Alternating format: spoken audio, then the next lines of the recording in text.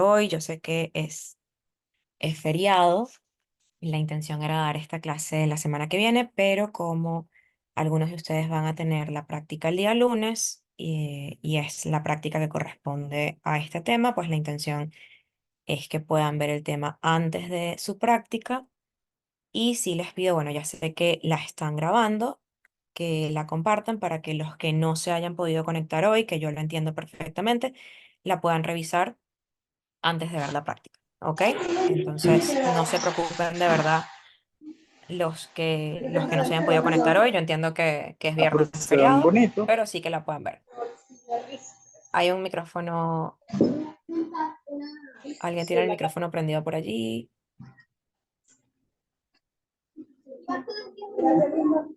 No sé quién tiene el micrófono, porfa. Ajá, sí, se ven lindos. Eric, ¿Lo en la bandeja? Sí, es un compañero, pero ¿quién está en el anfitrión en Medicina 31? Porque tú los puedes como bloquear a todos para que nadie hable,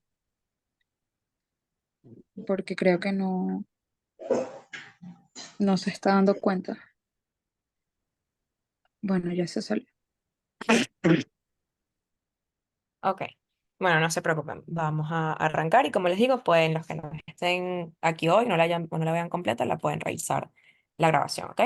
Entonces, vamos a ver la clase uno de enfermedad de Chagas o tripanosomiasis americana. Entonces, en esta clase vamos a hablar de el parásito como tal, el ciclo del parásito, la patogenia, los mecanismos de evasión que tiene el parásito y todo lo que es la parte clínica, las fases de la enfermedad que produce, los métodos diagnósticos y el tratamiento, lo vamos a ver en la clase de Chagas 2, ¿ok? Que la pautaremos para la semana que viene.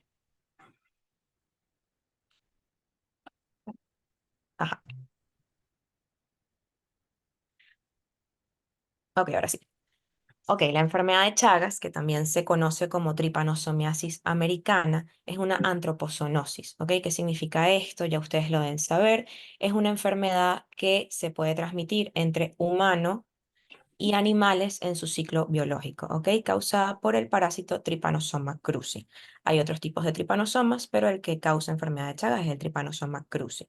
La enfermedad de Chagas puede afectar a distintos mamíferos que también actúan como reservorios, incluyendo al ser humano, y también afecta al vector, que es el insecto triatomino o chipo, que si no me equivoco ya lo deben haber visto en la clase de epidemiología. Son los vectores del parásito, y la enfermedad de Chagas constituye un problema grave de salud pública en prácticamente todo el continente americano, por supuesto con mayor prevalencia en el cono sur, en el continente suramericano. ¿Ok? La enfermedad de Chagas, disculpen, escuchan a mi perrito ahí de fondo, la enfermedad de Chagas está considerada como una de las enfermedades tropicales desatendidas por la Organización Mundial de Salud. El agente etiológico, como ya les mencioné, es el Trypanosoma cruzi, que es el señorito que ven aquí al lado, que parece como un caballito de mar. La enfermedad de Chagas puede tener severidades y manifestaciones muy variables, ¿ok? No todas las personas con enfermedad de Chagas van a desarrollar el mismo cuadro clínico, sino que las manifestaciones pueden variar muchísimo.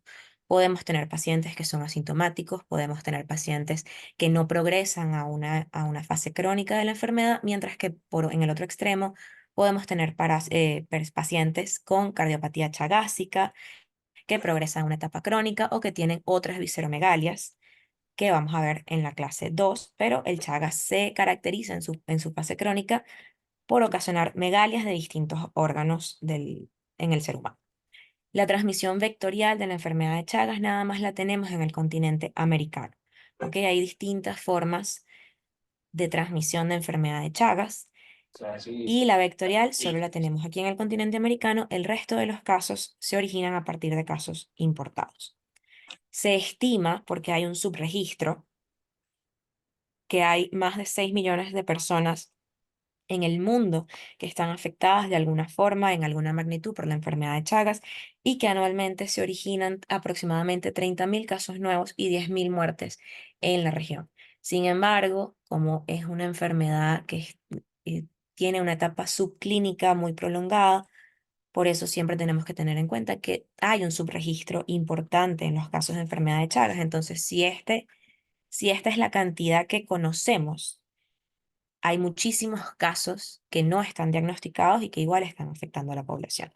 Hay otros tipos de tripanosomas, como Trypanosoma rangeli, que no es patógeno, y Trypanosoma brucei gambiense y rhodesiense, que se encuentran en el continente africano, no los tenemos en Sudamérica. Aquí, Trypanosoma cruzi. Una breve historia de la enfermedad de Chagas.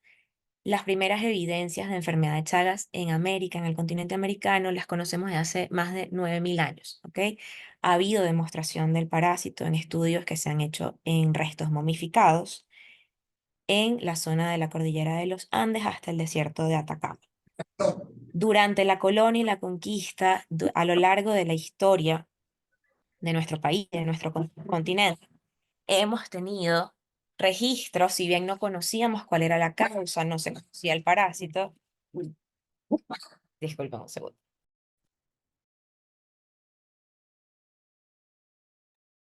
Ajá. Si bien no se conocía aún, no tenía nombre de enfermedad de Chagas ni de tripanosomiasis, ya tenemos un registro de personas que tenían signos y síntomas que sabemos hoy día que son compatibles con que estas personas tenían enfermedad de Chagas. Pero el primero que describe el parásito, y por eso tiene su nombre, es el científico Carlos Chagas, ¿ok? En 1909 describe el parásito, el ciclo de vida, la epidemiología y la enfermedad, el cuadro clínico como tal. Mientras que en 1920 el venezolano Enrique Tejera describe por primera vez el Trypanosoma rangeli, ¿ok? Que es el que acabamos de decir, no es patógeno.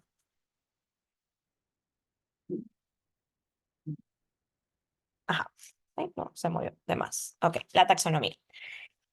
El tripanosoma es un protozoario, ¿ok? Los protozoarios se identifican porque son organismos unicelulares, que son eucariotas y no poseen una pared celular rígida, que son sarcomastigófaros. ¿Por qué? Porque ellos se mueven a través de flagelos, tienen flagelos en su organismo.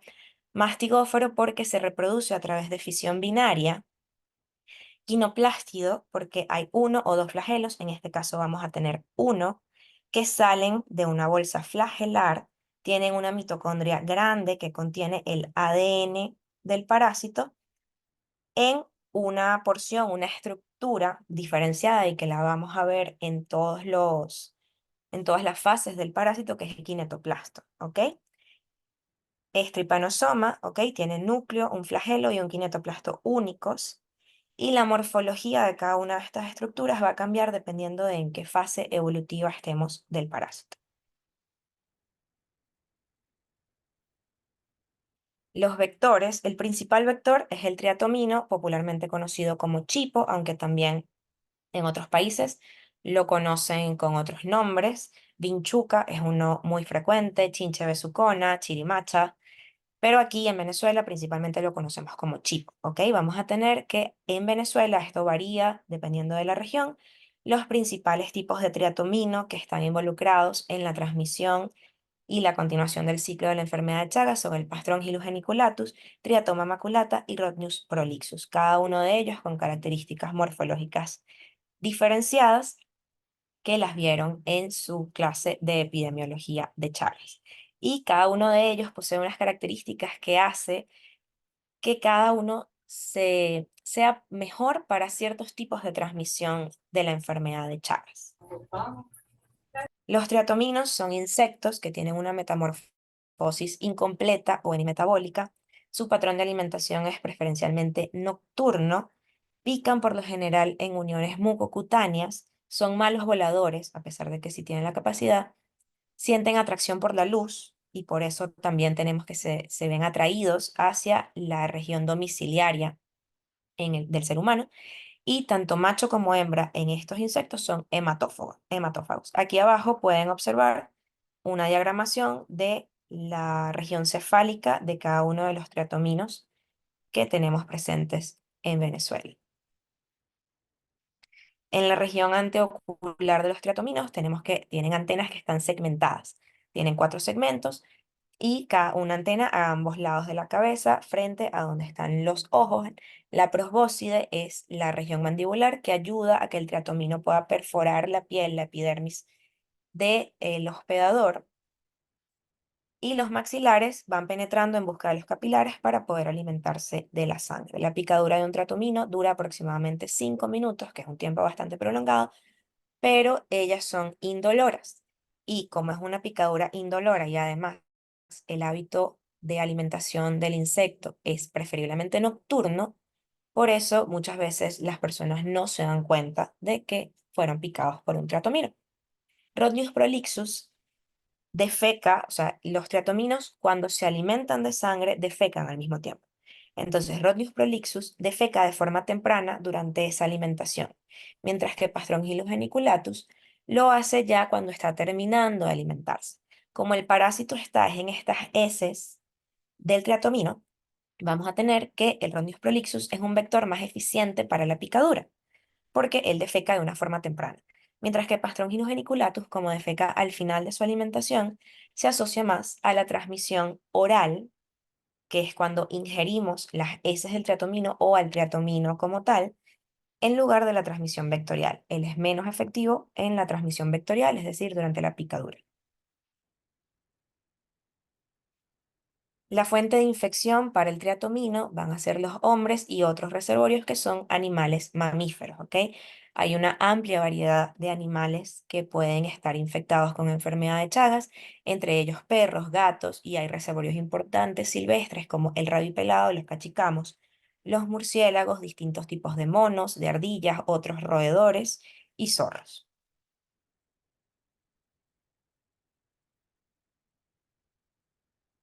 Ok, en la transmisión de la enfermedad de Chagas tenemos algo que se llama el ciclo selvático, peridomiciliario y domiciliario, ¿ok? Cada uno con un vector preferente distinto. ¿Qué ha pasado a lo largo del tiempo? Que la enfermedad de Chagas se comportaba como una zoonosis y como una enzootia. Una enzootia que suena como un término de repente un poco desconocido, pero una enzootia sencillamente, así como los humanos podemos tener una endemia, los animales pueden tener una enzootia. ¿Ok? Es el mismo concepto, de que hay enfermedades que afectan a grupos de animales delimitados durante un tiempo prolongado. Entonces es como una endemia, pero en los animales, ¿sí? Eso es el ciclo selvático de la enfermedad de Chagas. A medida que el ser humano ha ampliado su colonización de distintos ecosistemas, hemos realizado urbanismos, hemos empezado a vivir en una mayor variedad de ecosistemas, incluyendo por fenómenos como la migración y la globalización, hemos de cierta forma invadido las zonas donde estaba esta enzootia. Entonces, la cadena de los agentes que estaban involucrados en la enfermedad de Chagas se va ampliando hasta incluir al ser humano incluso en regiones distintas a donde es endémica la enfermedad de Chagas. Hoy día sabemos que hay presencia de enfermedad de Chagas en países donde antes no la había. Y eso es en gran parte debido a la colonización de ecosistemas y a la migración masiva del ser humano.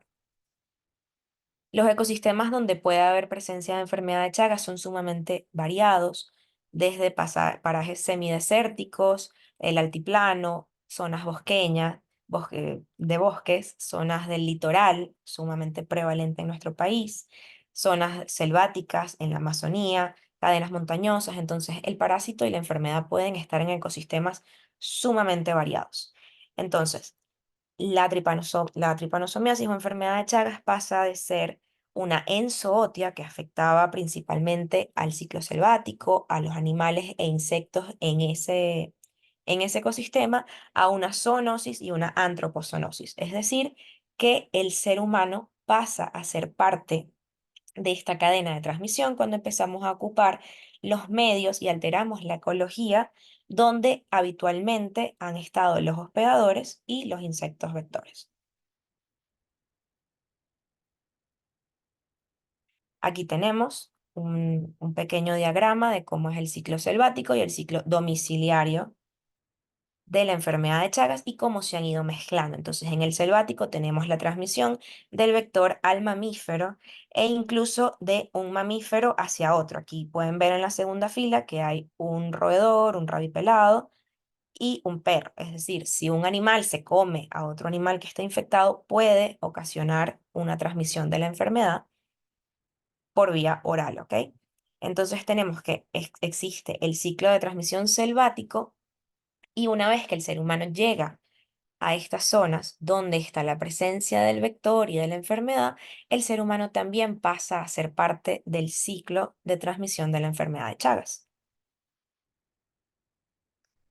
Además del chipo, es importante que sepan que hay otro posible vector, si bien no es tan frecuente, pero existe evidencia de que los chinches de cama también pueden infectarse con el tripanosoma y también lo pueden transmitir.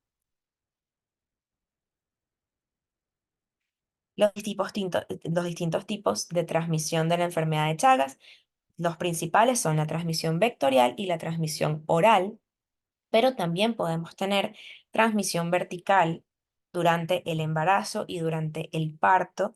Transfusiones sanguíneas no es lo más frecuente, pero hay una cero prevalencia de enfermedad de Chagas en bancos de sangre que se ha demostrado que varía muchísimo. Desde un cero, esto es un estudio de México, pero nos sirve como referencia, ya que en Venezuela no tenemos estudios similares, pero de un 0,3 en Ciudad de México hasta un 17,5 de las muestras estudiadas en la ciudad de Puebla, en México. La migración, como ya lo hemos dicho, aumenta la prevalencia en zonas donde antes no existía. Por lo menos ya se ha demostrado la existencia de enfermedad de Chagas en sitios como Emiratos Árabes Unidos, sitio donde antes no existía la enfermedad de Chagas, ya se ha demostrado su existencia en países donde antes no existía.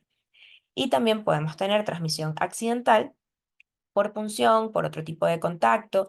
Existen casos confirmados de transmisión de enfermedad de Chagas por trasplante de órganos. Sin embargo, esto, por supuesto, no va a ser lo más frecuente.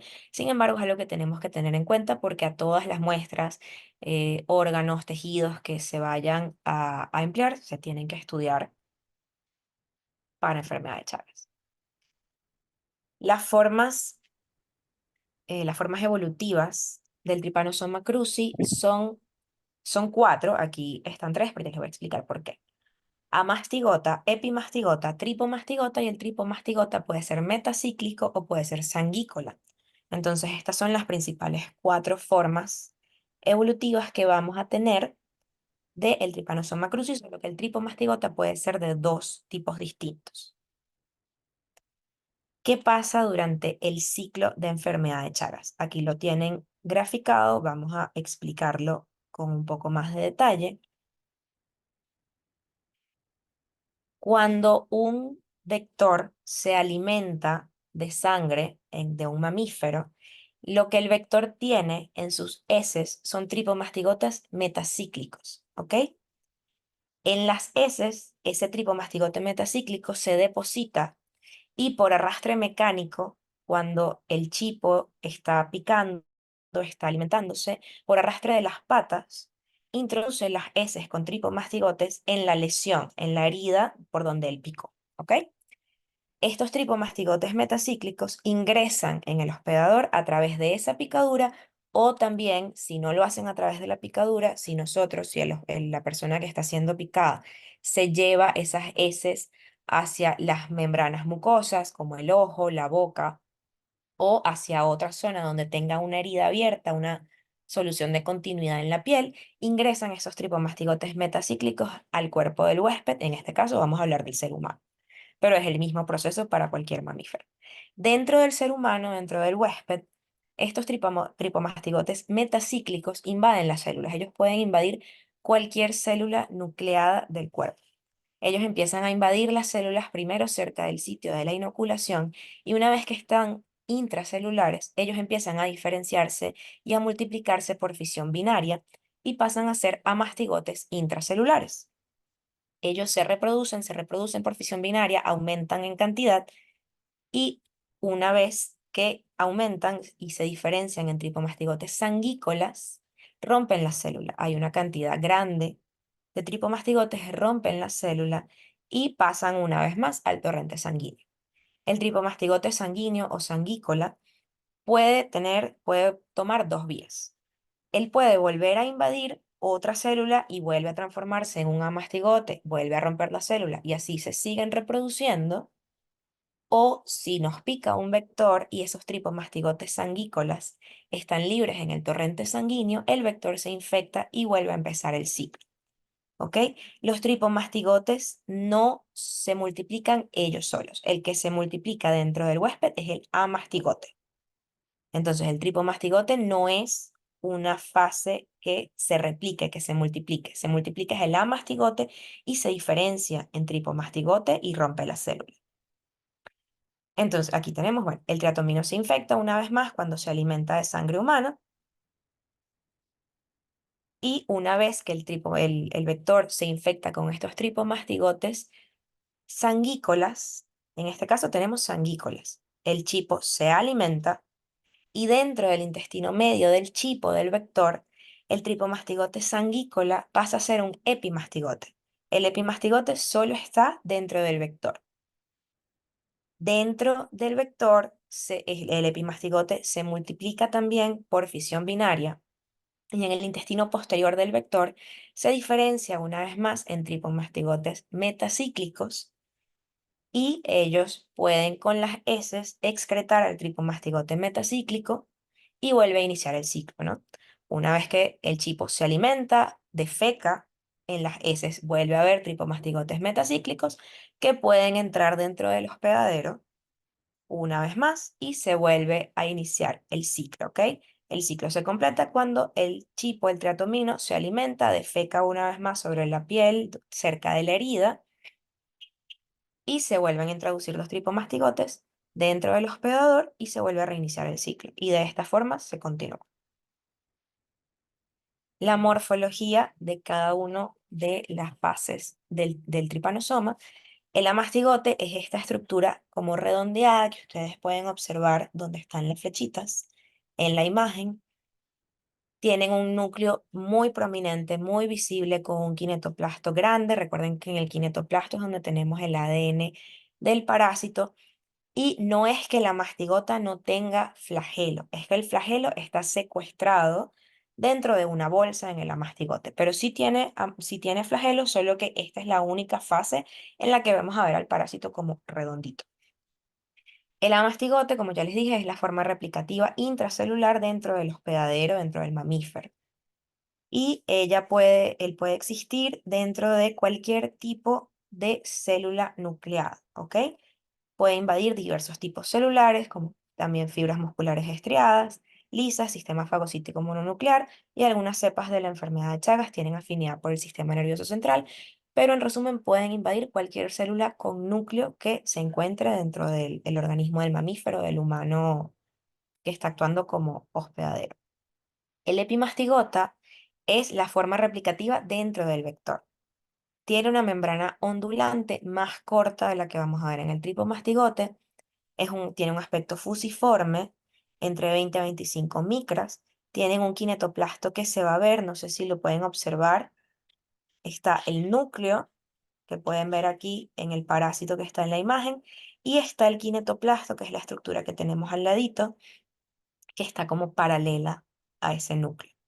Ella es la forma en la que el parásito se multiplica dentro del intestino del vector, ¿ok? Y es una forma que no es infectiva para el hospedadero, para el humano o para cualquier otro tipo de mamífero. ¿Y dónde vamos a encontrar el epimastigota entonces? En el tubo digestivo, en el intestino medio de los vectores, de los invertebrados, y también se puede ver en cultivos cuando se está haciendo investigación o estudios. El tripomastigota sanguícola o sanguíneo, que es el que vamos a ver en el mamífero o en el humano, tiene un tamaño entre 15 a 20 micras de largo y 2 a 4 micras de ancho. Él siempre lo vamos a ver curvado, como en forma de C o en forma de S. Tiene un citoplasma que se ve granuloso, con un núcleo que es alargado u ovalado y que se sitúa en la porción media del cuerpo del parásito. El kinetoplasto es prominente, es grande y se encuentra de forma posterior al núcleo, tiene una membrana ondulante y un flagelo libre que es el que le permite la movilidad. El hábitat o donde vamos a encontrar el tripomastigota sanguícola es la sangre de los mamíferos del ser humano y es la forma parasitaria infectante para el vector, o sea, para el chipo que nos vuelve a picar. Aquí pueden ver a dos tripomastigotas sanguícolas, ¿ok? En la imagen de la izquierda tenemos una muestra de líquido pericárdico y en la imagen de que ven a la mano derecha, la imagen B, es un tripomastigota que está en un frotis de sangre de un paciente que tiene Chagas aguda. Pueden ver que tiene esta forma curvada, ¿ok? Que tiene una curvatura como C o como S, que tiene su flagelo, su kinetoplasto y su núcleo. Y el tripomastigota sanguícola es el que vamos a observar. Disculpen, el metacíclico es el que el que va a ser la forma infestiva para el ser humano, ¿ok? Es el que se origina en el vector y cuando el vector nos pica, pasa al ser humano. Mide aproximadamente 20 micras de largo y 1 micra de ancho. Como ya dijimos, los tripomastigotas no se replican. Se replican los amastigotas y los epimastigotas, pero los tripomastigotas no se replican en esta fase, ¿ok?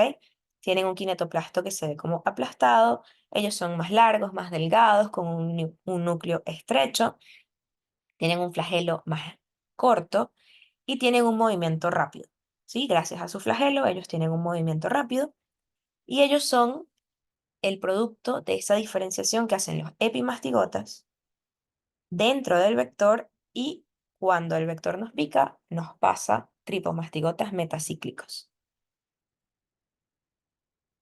Vamos a hablar entonces ahora de la relación del parásito con el hospedador, de un poco de los mecanismos de evasión del sistema inmune que tiene la enfermedad de Chagas y de la patogenia de la enfermedad de Chagas.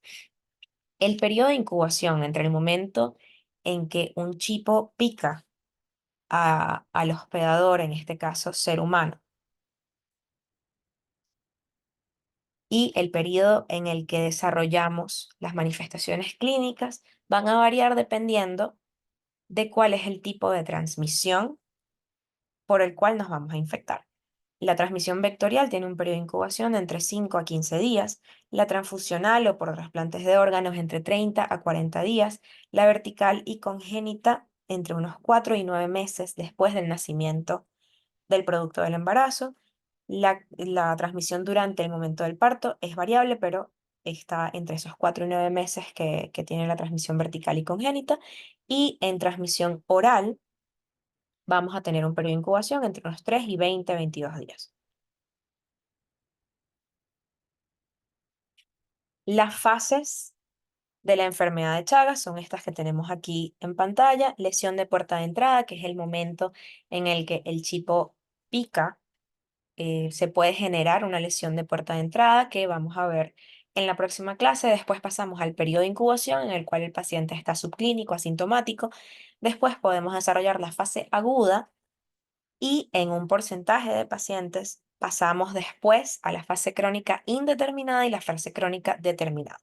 La fase crónica indeterminada es una fase en la que no hay sintomatología y la fase crónica determinada es cuando ya tenemos sintomatología de enfermedad de Chagas crónica. Sin embargo, no todos los pacientes que presentan una fase aguda van necesariamente a progresar a una fase crónica. Eso va a depender de distintos factores tanto de la infección como de la respuesta inmune del hospedador. Algunos de los factores que nos pueden afectar va a ser la virulencia que tiene cada cepa específica de Trypanosoma cruzi, algunos factores propios del hospedador, como la edad, por supuesto, las edades extremas de la vida, niños muy pequeños y ancianos van a ser más susceptibles a manifestaciones más graves, factores hormonales del hospedador y por supuesto deficiencias nutricionales o inmunosupresión en el hospedador también pueden afectar la gravedad, la severidad del cuadro que desarrollamos. Y también la presencia de anticuerpos protectivos de tipo IgG que pueden estar en el hospedador. El Trypanosoma cruzi es un parásito muy complejo y la enfermedad de Chagas es una enfermedad compleja desde el punto de vista de la patogenia, tanto así que todavía hoy día se está estudiando cómo se da específicamente la patogenia de la enfermedad de Chagas. Existen diversas teorías, sin embargo, hay muchas cosas que todavía no se comprenden enteramente, ¿ok? Pero algo que sí sabemos es que una de las cosas que permiten que la enfermedad de Chagas progrese a un estadio crónico en tantos casos es que el parásito tiene muchos mecanismos de evasión. Ha desarrollado maneras de evadir al sistema inmune del hospedador, en este caso del ser humano. Uno de los principales es la evasión de la lisis, de la destrucción del parásito por el sistema de complemento, y esto lo hace a través de distintos mecanismos. Cuando el parásito entra al cuerpo, entra a las células del huésped, él tiene esta toxina que pueden ver aquí, toxina TC-Tox, formadora de poros, ¿ok? Ella va a formar poros, que una vez que el parásito se encuentra dentro de una célula, esta toxina formadora de poros le permite salir de la vacuola fagocítica o del fagolisosoma, escapa de la vacuola y de esa forma se establece en el citoplasma, ¿ok? Recuerden que el tripomastigote dentro de la célula es cuando se transforma en amastigote y se va a poder diferenciar. Entonces, ella escapa de la vacuola a través de los poros que forma la toxina, se establece en el citoplasma y eso le permite su replicación, ¿ok? Y también dentro de la célula tiene mecanismos de evasión que le permiten seguir evadiendo esta respuesta inmune. La crucipaína también es una enzima, una de las principales enzimas que posee el Trypanosoma cruzi. Es una enzima altamente antigénica y logra desviar la respuesta inmune y protege al Trypanosoma cruzi de la actividad enzimática. También el parásito es capaz de generar la proteólisis de la porción FC, que significa fragmento cristalizable, que es una porción terminal que tienen los anticuerpos y son las que permiten la activación del sistema inmune. Entonces, el Trypanosoma cruzi es capaz de generar la proteólisis de la porción del fragmento cristalizable y de esta forma también disminuye la respuesta inmune que genera el organismo del hospedador y de esa forma también evade la destrucción o la lisis del parásito. También tiene una enzima, además de la crucipaína, que se llama transialidasa. La transialidasa se ancla a la membrana de las células a través de una molécula GPI y una vez que se ancla, la transialidasa se llama así porque actúa sobre el ácido ciálico. El ácido ciálico es un tipo de azúcar que el tripanosoma no puede generar, no puede producir el mismo. Entonces, ¿qué hace la transialidasa? Permite que el tripanosoma use el ácido ciálico que se encuentra en el hospedador, ¿ok? Y la transialidasa se va acumulando dentro del citoplasma de la célula donde se está replicando el parásito. Y también le permite poder replicarse más, poder sobrevivir y de esta forma también evadir la destrucción del parásito. Otro de los mecanismos de evasión es sencillamente la invasión celular y la reclusión. ¿Por qué? Porque el parásito, como puede por todos estos mecanismos sobrevivir dentro de la célula del hospedador, esto le confiere protección porque está recluido dentro de la célula mientras se replica, le confiere protección contra la respuesta inmune. Ok, la respuesta inmune que ocurre contra el Trypanosoma cruzi una vez que el parásito ingresa al cuerpo, el primer mecanismo de la patogenia del parásito, la respuesta inmune principal es la humoral, ¿ok? Inicialmente, en una fase aguda, tenemos presencia de inmunoglobulinas M, IgM, y una vez que la IgM empieza a disminuir, empezamos a expresar IgG.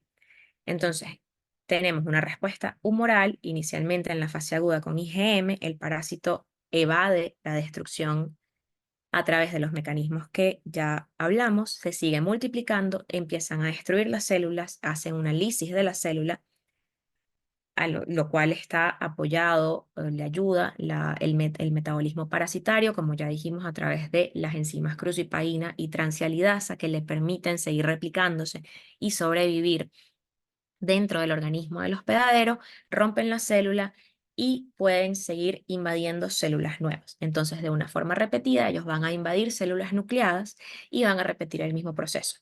Invaden las células, se diferencian en amastigotes, tienen estos mecanismos de evasión que le permiten salir de la vacuola y también captar nutrientes del mismo hospedador, como el ácido ciálico, para seguir replicándose, rompen la célula y siguen invadiendo células nuevas. Por supuesto, una vez que hay una lisis celular, vamos a tener una reacción inflamatoria, donde va a ocurrir un infiltrado celular, principalmente de polimorfonucleares, neutrófilos, linfocitos y macrófagos, ¿ok? Estos exudados inflamatorios tienen una presencia elevada de linfocitos y macrófagos que van a predominar en el exudado. Sin embargo, estos exudados no producen fibrosis en la fase aguda, ¿ok? Las lesiones que suceden en la fase aguda no se fibrosan, son reabsorbibles y dependiendo de cuál sea la respuesta inmune y el tratamiento también que le brindamos al paciente en esta fase aguda, por eso la fase aguda no necesariamente va a producir daños a largo plazo, ¿ok? Porque estas lesiones no se fibrosan y los exudados se van reabsorbiendo. Una vez que pasamos a la fase crónica, sí tenemos un potencial de daño a largo plazo por la enfermedad de Chagas, dependiendo también de cuáles sean los órganos que se ven afectados en cada caso de cada paciente. La respuesta inmune en la fase crónica se ha demostrado la presencia de IgG 1, 2, 3 y 4, o sea, los 4 tipos de IgG, y hay una respuesta mixta de tipo TH1 y TH2 en pacientes crónicos, ¿ok? Hay IgG de la 1 a la 4, sin embargo, las que predominan son IgG 1, 2 y 3, principalmente en pacientes con cardiopatía chagásica crónica. Y respuesta TH1 y TH2 es una respuesta mixta. Cuando tenemos una fase crónica de la enfermedad de Chagas, el daño en las células empieza a ocasionar daño a las neuronas ganglionares y las fibras nerviosas en los órganos que se ven afectados por el parásito. Esta destrucción de las neuronas ganglionares afecta la respuesta nerviosa, la respuesta neuronal de cada órgano y produce una neuropatía. ¿Ok? Los órganos pierden la capacidad de coordinar o sea, de contraerse de forma adecuada y se empieza a alterar la función de los órganos y el movimiento de las fibras, ¿ok? Y se van produciendo megalias. En Venezuela, la megalia más frecuente es la cardiopatía chagásica. Sin embargo, también puede haber afectación de órganos del sistema digestivo que principalmente en Latinoamérica las vamos a encontrar hacia países del Cono Sur. En Venezuela no están reportadas, pero podemos tener un megaesófago o un megacolon que se van dando por este daño de las neuronas ganglionares, de las fibras que tenemos en los órganos blancos y se van agrandando. Los órganos se van dilatando, se van agrandando y al agrandarse pierden el funcionamiento normal que debían tener. En la fase crónica, no necesariamente el número de parásitos se ve relacionado con la magnitud o la gravedad de la lesión. Podemos tener una presencia muy reducida de parásitos y sin embargo un cuadro clínico grave. Y también podemos tener que la presencia de anticuerpos, o sea, los títulos de anticuerpos tampoco se relacionan directamente con la gravedad de la respuesta en la fase crónica, ¿ok? No necesariamente una alta carga parasitaria en una fase crónica, porque no la vamos a tener, es lo que se ve relacionado a la gravedad de las lesiones que tenemos en esta etapa. Lo que sí podemos tener es una presencia aún de parásitos en las distintas células y una correlación positiva entre la presencia del parásito y daño en las células específicas donde se encuentra el parásito. Pero esto no significa que para tener cuadros graves tenemos que haber tenido una carga parasitaria elevadísima en la fase crónica. Sencillamente que sí nos condiciona el daño celular que ocurre en esta etapa. Como les dije, la patología, la patogenia de la enfermedad de Chagas todavía no la entendemos al 100%. Hay muchísimas cosas que todavía no se conocen porque es un parásito que tiene una respuesta sumamente compleja, que expresa antígenos distintos en cada fase evolutiva del parásito. Sin embargo, existen tres teorías principales que intentan explicar los mecanismos por los cuales el Trypanosoma cruzi produce su patogenia, ¿ok? La principal teoría es la del daño directo, es decir, que el daño que ocasiona la enfermedad de Chagas se teoriza que se debe a las lesiones que produce el parásito cuando va invadiendo y al proceso inflamatorio que va posterior a esta lisis celular. Cada vez que tenemos lisis celular hay un proceso inflamatorio y en la teoría del daño directo enuncia que este es el mecanismo por el cual el parásito va dañando los órganos.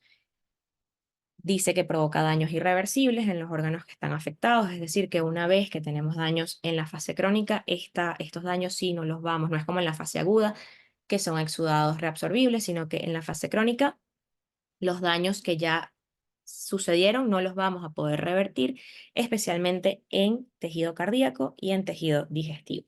También hay una teoría autoinmunitaria que enuncia que algunas proteínas del parásito poseen epítopos que son compartidos con el huésped, es decir, que de cierta forma se mimetiza, ¿ok? Confunde al sistema inmune del hospedador para poder evadir. Se ha demostrado que hay anticuerpos circulantes en pacientes que tienen Chagas crónico que reaccionan contra tejido propio, ¿ok? Y que estos anticuerpos son los que causan el proceso crónico porque hacen que se reconozcan partículas propias como partículas del parásito y se activa un proceso inmunológico que ataca los mismos tejidos del huésped. Entonces, la teoría humanitaria y autoinmunitaria sencillamente es que el parásito logra confundir a nuestro sistema inmune para protegerse, pero en ese proceso nuestro sistema inmune ataca a los propios órganos y por eso produce daño. Y la teoría neurógena, que dice que el daño que ocasiona el Trypanosoma cruzi se observa principalmente en las células del sistema parasimpático y que al dañar el sistema parasimpático ocurre una estimulación simpática que es excesiva. Como el sistema parasimpático está dañado, está neutralizado de cierta forma, el sistema simpático se sobreestimula y a lo largo de los años la lesión se vuelve irreversible porque hay una sobrecarga de trabajo de los órganos que se ven afectados. Como les digo, estas son tres teorías de la patogenia del Trypanosoma cruzi. Sin embargo, lo más probable es que la patogenia sea una combinación de cada uno de estos mecanismos, ¿ok?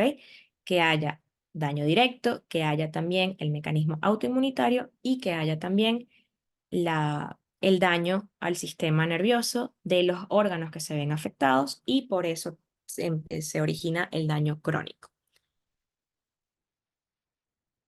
Esta es la clase de Chagas 1. Se las di cortica, es feriado.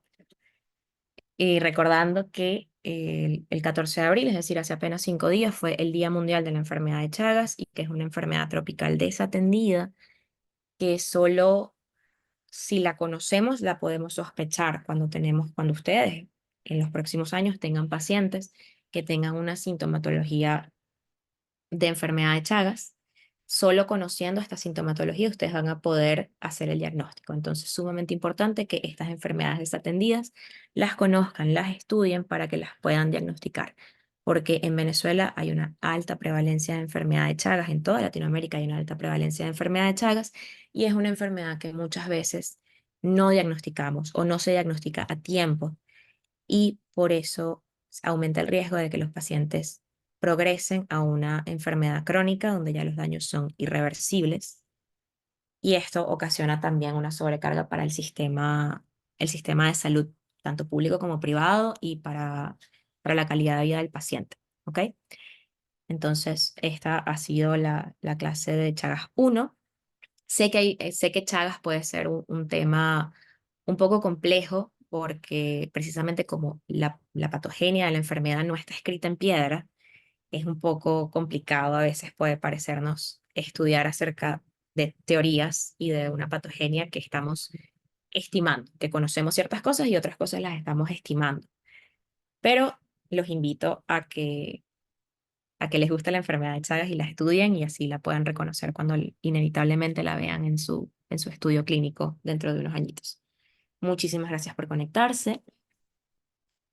En la próxima clase, voy a dejar de compartir, en la próxima clase vamos a hablar de las fases de la enfermedad, de cómo es cada fase, qué sucede en cada fase y también de cómo podemos diagnosticarla y cómo podemos darle tratamiento al paciente para mejorar estos pronósticos y mejorar la calidad de vida del paciente, ¿ok?